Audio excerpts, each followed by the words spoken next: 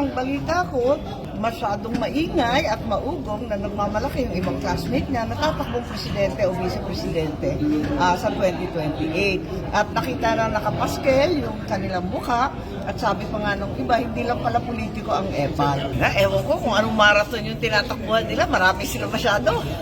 Ang pagkaalam ko, na-demote si Natatis at yung pang general na Ilocano, nagdadaing kung bakit daw nangyari yun. Kaya sinita ko siya, sabi ko, hoy, ba't ganun? Nako, may balik yan, magdahan-dahan ka. Hindi ko naman alam, magiging bilang anghel ako. At nagpapaumanhin ako, wala akong alam.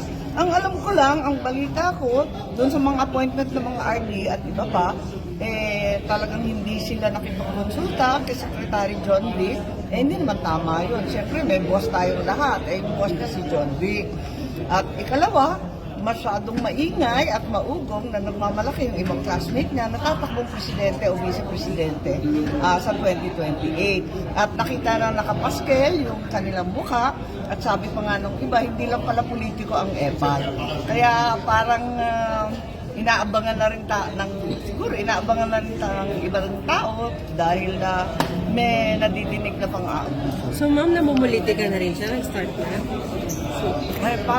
Parang yun yung sense ng ibang kapulisan. May naririnig lang ako. Yun ang dahilan, you think, ma'am? Hindi ko alam kung ano yung dahilan. Ang alam ko lang na nagkaroon ng order tungkol sa mga appointment na naiiba yung kay SILG. Hindi naman maaring gano'n. Dapat naman talagang magkasundo sila. Nakakahiya naging publiko pa yung alitan nila. Hindi tama yun. Ewan ko kung anong marathon yung tinatakbuhan nila. Marami sila masyado.